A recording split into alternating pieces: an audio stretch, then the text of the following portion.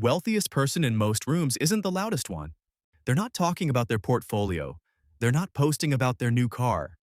They're sitting quietly, eating the same meal they ate last Tuesday, and somewhere in the background, their money is working harder than anyone else at that table. There's a reason for that silence, and it's not modesty, it's strategy. I want to walk you through 7 decisions, not tips, not hacks, actual decisions that separate the people building real wealth from the people who look like they have it. And I'll tell you right now, one of these decisions is going to feel deeply uncomfortable because it means letting go of something most of us were taught to want. But we'll get there. First, let me tell you about Marcus. Marcus is 31, software engineer, good salary, lives in Austin.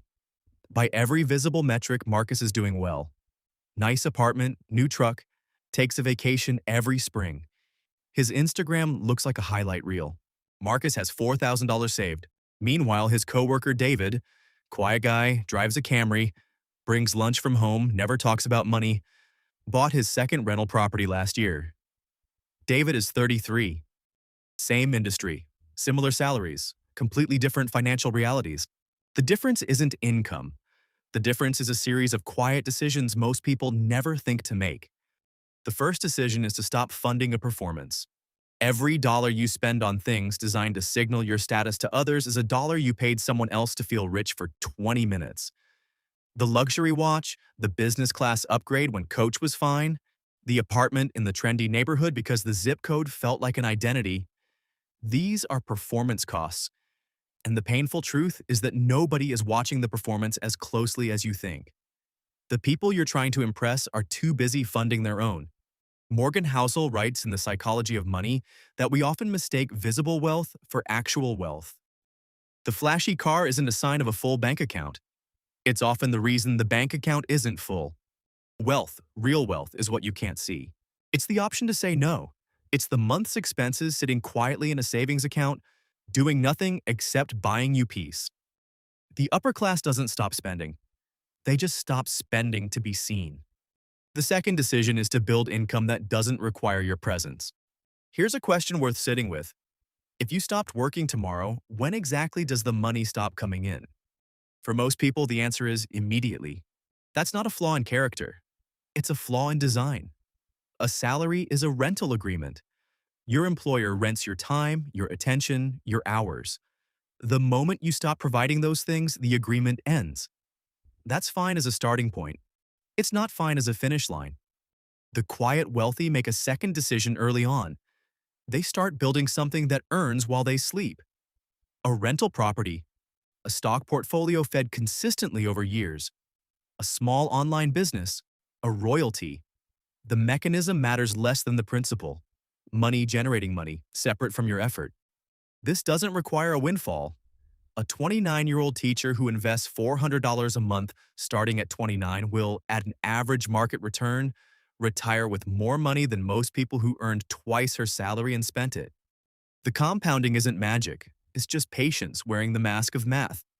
Drop a comment below if you're already building some kind of passive income stream. I'm genuinely curious what's working for people right now. The third decision is to become allergic to lifestyle inflation. You get a raise. The raise feels good for about 3 weeks. Then your spending quietly adjusts upward to match the new number, and the raise disappears into a better version of your old life. This is lifestyle inflation. It is silent, automatic, and it has destroyed more wealth-building potential than any market crash in history. The decision the upper class makes, and makes repeatedly, is to treat every income increase as an investment event, not a spending event. The raise goes into the brokerage account before it ever touches the checking account. The bonus goes toward the down payment before the vacation gets booked. This isn't about suffering, it's about sequencing. Spend what's left after investing, not invest what's left after spending. That one reversal in order changes everything over a decade. The fourth decision, and this is the uncomfortable one, is to audit your social circle. I'm not saying abandon your friends, I'm saying notice who you are financially after you spend time with certain people. Do you leave brunch with a $90 bill and a vague sense that you should probably book a trip to Tulum? Do you feel behind after scrolling someone's feed? Do your closest friends talk about money like it's something that happens to people, not something you build deliberately. The research is consistent and slightly unsettling. Your income tends to average out to the 5 people you spend the most time with, not because of some mystical law, but because proximity shapes norms. If everyone around you spends freely and mocks budgeting, budgeting starts to feel like a personality flaw instead of a strategy. The wealthy don't necessarily find richer friends. They find people who talk about money differently, people who share deals instead of flex purchases, people who ask, "What's your exit strategy?" instead of, "Did you see what so and so bought?" That shift in conversation changes what feels normal. And what feels normal drives behavior more than any spreadsheet ever will. The fifth decision is to pay themselves before they pay anyone else. This one is mechanical, and it needs to be, because willpower is unreliable. The reason most people don't save isn't that they don't want to.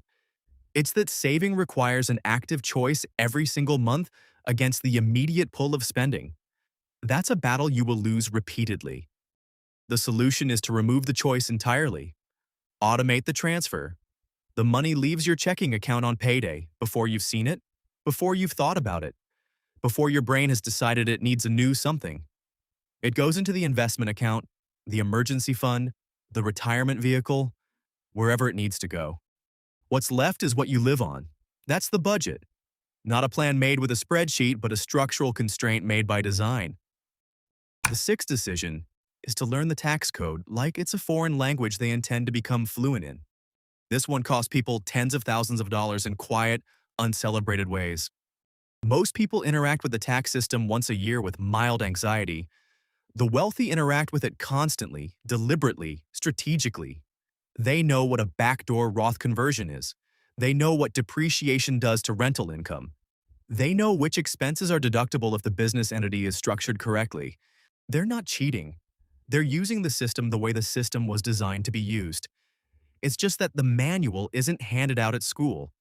The gap between someone who understands tax-advantaged accounts and someone who doesn't, or over a 30-year working life, can be measured in the hundreds of thousands of dollars. That's not hyperbole. That's arithmetic. The seventh decision is the one that ties all the others together. They decide what wealth is actually for. This sounds philosophical. It isn't. Here's what happens to people who build money without a defined purpose. They move the finish line. They hit $100,000 and need $500,000. They hit $1 million and need 5. The wealth grows, but the sense of having enough never arrives. And every spending decision becomes a battle between a vague present desire and an equally vague future goal. The people who build wealth and keep it, who reach a point of genuine financial peace, know what the number is and what it buys them. Not a yacht, something more specific. The freedom to leave a job that's grinding them down. The ability to pay for their parents' care without going into debt. The option to work 3 days a week and spend the rest present with their kids. Wealth without a purpose is just a score in a game with no end. When you attach the money to something that actually matters to you, every one of the previous 6 decisions becomes easier. Not because it's more fun to skip the designer purchase, it isn't, but because you know exactly what you're trading it for. The wealthiest person in most rooms isn't the loudest one. They're the one who's been making quiet decisions for years. Not perfect decisions. Not dramatic ones. Just steady, compounding, directional ones. Decisions made in the direction of something they actually want. Marcus is still in Austin, still has the truck, still has $4,000 saved. You don't have to be Marcus. If this reframed how you think about wealth, not as income, but as a series of decisions, share it with one person who needs to hear it. And subscribe for more.